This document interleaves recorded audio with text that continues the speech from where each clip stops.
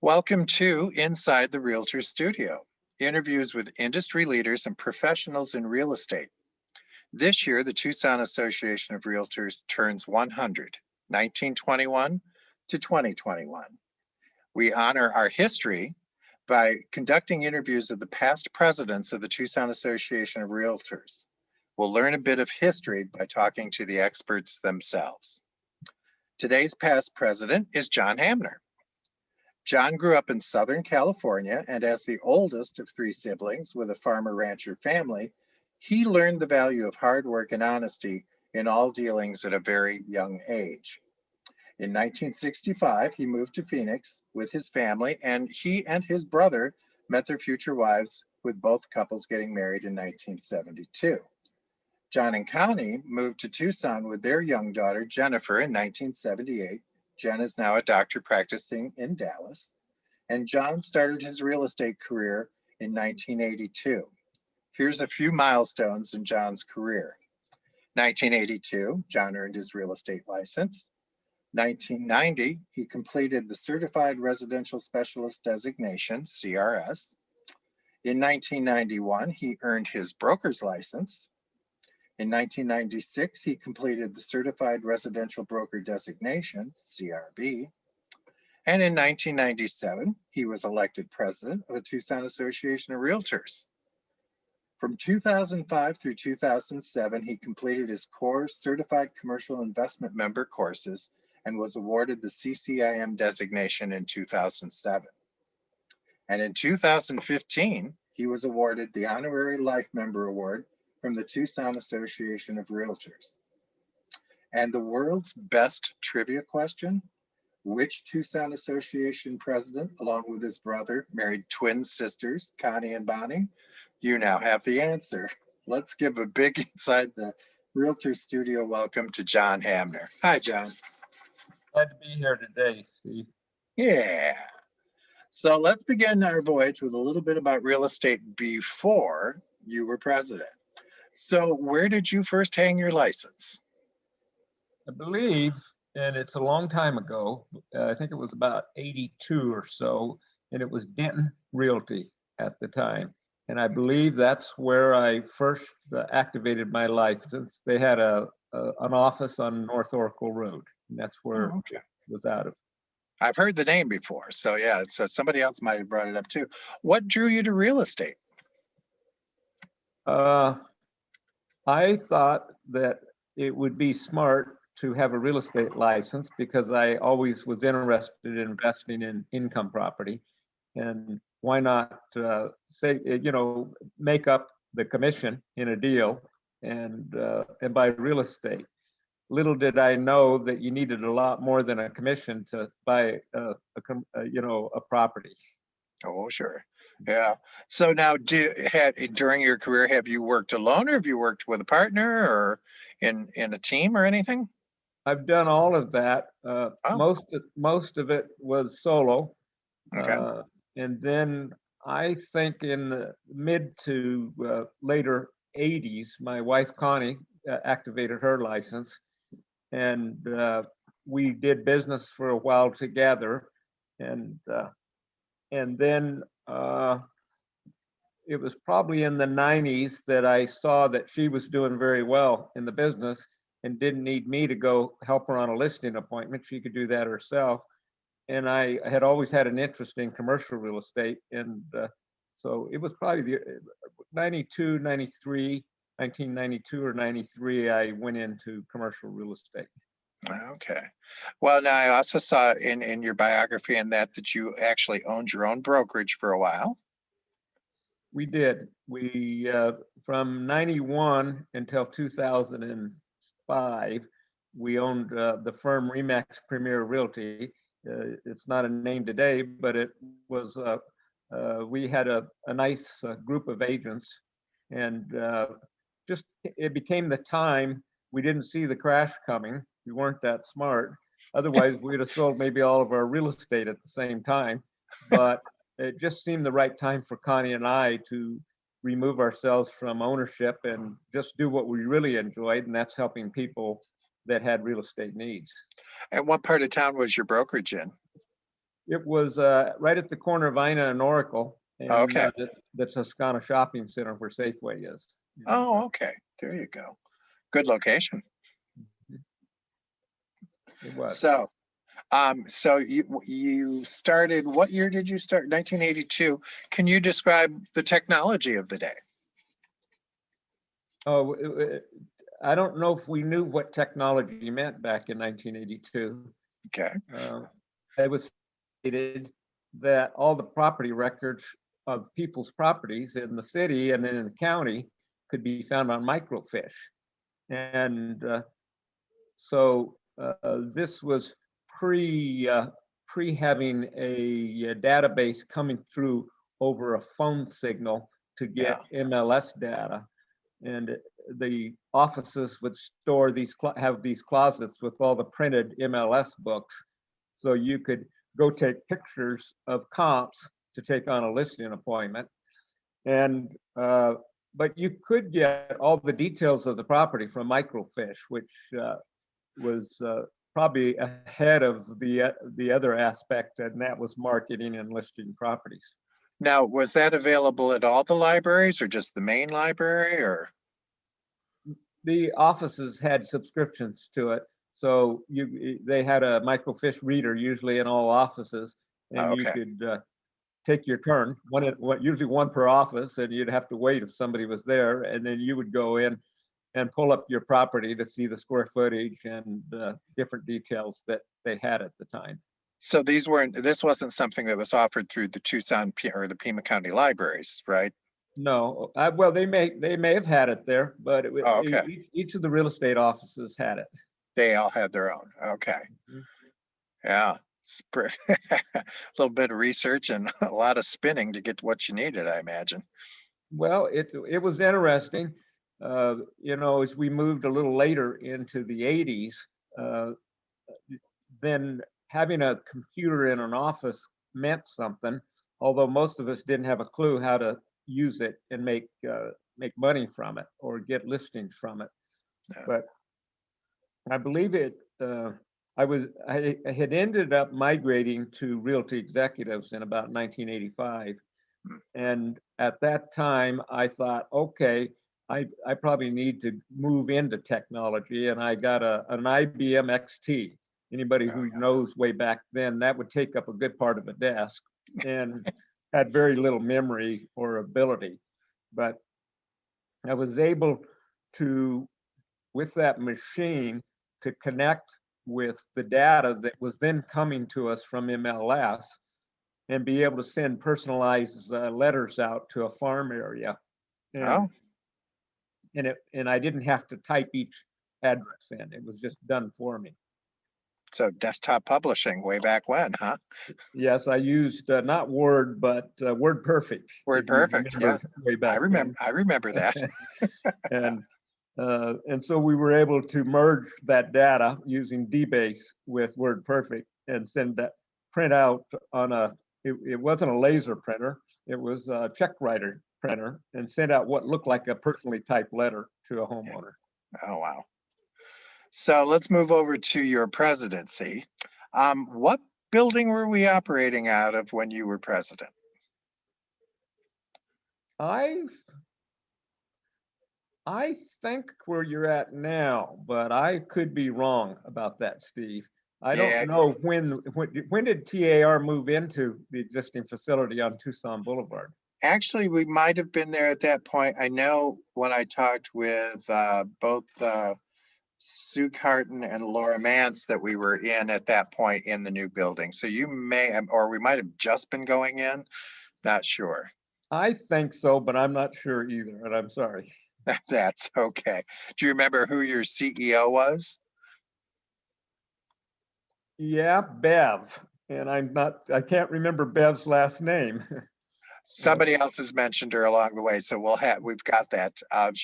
People said so she had been at the Swan Road office, as I remember, and we had a need, and she really wanted the job, according to one of the other presidents, and jumped in, and from all accounts did quite an amazing job while she was there. Yes. Yeah. So how about the rest of the staff? Did we have many other people there? Was Sherry Meadows there at that point in time? And Oh, yes. yeah, Yeah. She's a sweetheart, and she was always a good friend. oh yeah, knew her business backwards and forwards. Yes. Yeah. So how did you get involved then in association leadership? What drew you into that? Well, I started by putting my toe in, maybe board of directors, and but before that, probably some committees that interest me, and I just maybe I saw that the association would have more power than any one company could in driving technology, in driving the MLS system, and that all of us working together could do a better job than a firm who was going to try to compete with other firms to say we're the best. And I think that it was that aspect of it that motivated me to say, "Hey, let's contribute and let's help, and let's see where the Tucson Association of Realtors and where the multiple listing service, I think it was the Tucson multiple listing service at the time, um, where could it go? What could it become? And how could an agent who was maybe a smaller brokerage like Jim Chumbler, past president, who kind of had his own office, how could he have the same benefits and offer the same benefits to sellers as some of the largest firms in the city?" And that was kind of my motivation, that aspect. That's good motivation. So did you have anybody that you looked up to in leadership that you kind of followed their footpath or? Well, kind of. Judy Lowe has always been a leader and such a respected member of our community. We're so proud that she's our commissioner today. Mhm. But I would certainly name her in that top group. Uh, just some of the leadership at the time I really started getting serious about real estate at Realty Executives. I think back on, and uh, probably Steve Quinlan at Long Realty and others that were visionaries that saw what real estate was going to become before it became it. I look up to all of those people that had that same vision. Yeah. Well, you'd mentioned some committees that you'd gotten involved with that piqued your interest back in the day. Do you remember what they were? Not really. No. Probably more recently, I was on the commercial forms committee, and I think contributed and helped to get the forms that we have today that are part of our MLS. And remember the times of trying to get consensus and get everybody on the page to come up with something that would be a tool that would be valuable. Yeah, we've never been able to fully get commercial on the same footing as residential, at least with the same offer of services. And that's still a thing that goes on to today. I mean, the Arizona Association just partnered with Catalyst to offer local members better pricing on their system. But, it's still a case of it's like there's not one fit that fits all. So, it goes on. It's in a way, it's an advantage to those of us that are members and participate in multiple listing service. And you say, how's that? Uh, if you look at about 75% of the commercial brokers or agents in Tucson, about 70 or 75% are in non-MLS member firms and that are doing the majority of the business. So often that's who we're competing with. And it's nice to be able to say to a seller or a property owner, landlord, that we can put more eyeballs on their listing than most of the competition. And Yeah. it's through the IDX benefit of MLS that makes that happen. And it's no lie. We know we're putting more eyeballs on our listing by just putting a property into multiple listing service. Yeah. The syndication, it's what gets you out there. Mhm. Yeah. So, along the way, let's see. Well, during your year as president, do you remember any challenges or accomplishments that you want to bring up? There were some challenges during that time.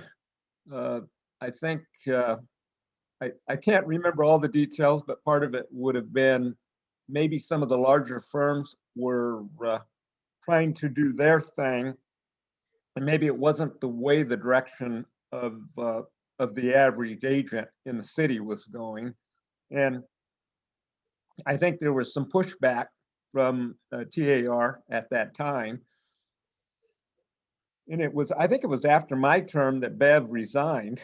And I think part of those conflicts were maybe the pressure that caused her to resign. I'm not sure. I can't Okay. remember exactly, but Yes, keeping the stakeholders happy has always been a challenge.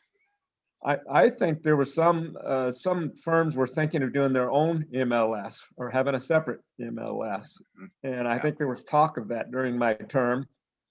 I probably didn't handle that very well as a leader Mm, because you already know my passion and why I was motivated to get in. And I felt that the Jim Trumblers of the world should have an equal playing ground with their expenses of owning a firm as the largest companies. And mhm. Yeah. so I tried to help with the direction and probably didn't do it correctly, is my guess in looking back. It wasn't the politically correct way to do it. Well, the good news is that we do own our own MLS at this point in time, and it's under the roof and under the auspices of the association, and I think everybody's happy at this point in time. I agree. I would Yeah. agree with that 100%. So, did you during your leadership in that, did you serve on any AAR or NAR committees? Never did. It was all just Tucson. Okay. I would go to AAR meetings, and uh, I remember going to Prescott for where they held meetings in that hotel up on the hill. Yep. Uh, Yeah. Yeah, until they just stopped that a couple years ago, and now it's sort of like a traveling show. I'm not sure where they're headed this year. Any other thoughts about your term while you were in office? It was rewarding, no regrets, and it opened my mind. I probably learned more than I contributed, and as to how our association works, what we do to provide benefits for our agents and Mhm. the customer, and things like conflict resolution and some of those committees. I never gotten involved with, but I think I would have enjoyed being part of that kind of stuff.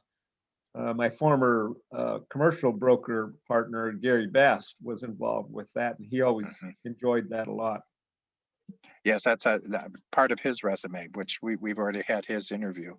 Um, yeah, it's because I think we have three three presidents who are from with a commercial background, like you. So you and Gary, and I forget who the third one was, but yeah, it's nice to see that balance in terms of our leadership, and in terms of what we have for the diversity in that. It's good because otherwise, you know, they they don't get as much attention as it deserves. Yes, I agree. Yeah. Yeah. Well, believe it or not, John, we're almost to the end of our interview. And what we do to end with is we do 7 quick questions, and we're looking for 7 quick answers. Okay. So, what's your favorite word? When? Oh, okay. And what's your least favorite word? Give up. Okay. What turns you on? Music, the outdoors. Two things. That's two words. I'm sorry, but both of them do. Yeah, I saw something in your resume about jazz music, right? Yeah, I play piano, and it's kind of sad what's happened during COVID days with live music. And Yeah. I'm glad I have another day job, which is being a commercial broker. Yeah, exactly.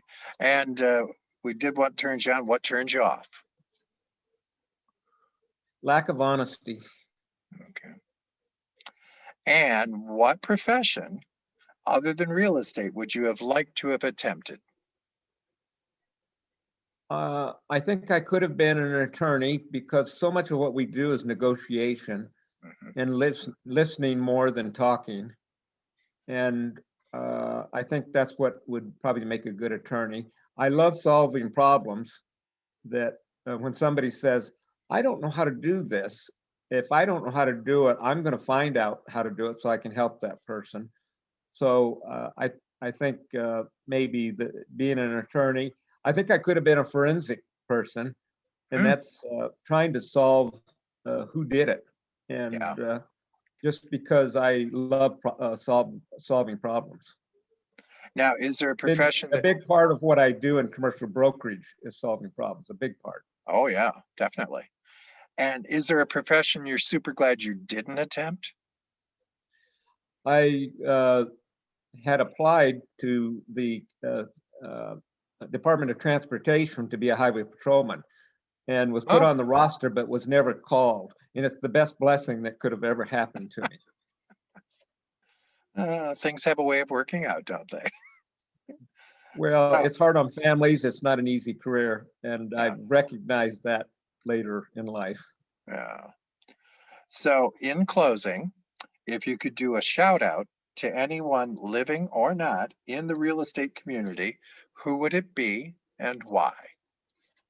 Is- If, say that again, the startup part. If you could do a shout out to anyone living or not in the real estate community, who would it be and why? Okay, a star in the real estate community. No, no, no. If you could do a shout out, so like a greeting, a hello or whatever to anyone in the real estate community, living or not, who would it be and why? Mm, that's a hard question. You um, can have more than one. yeah. Oh, Judy Lowe. Okay. And she's still living. Yes, So, yes. yes, we did Thank her interview. goodness. Yeah. Well, we're all the way to the end of the interview. Is anything you'd like to add at this point? No, just proud to be associated. I'm proud every day to be associated with TAR. And uh, while even many of my peers would say, well, we don't need an association of realtors, we don't need MLS. I see every day the benefit that it brings.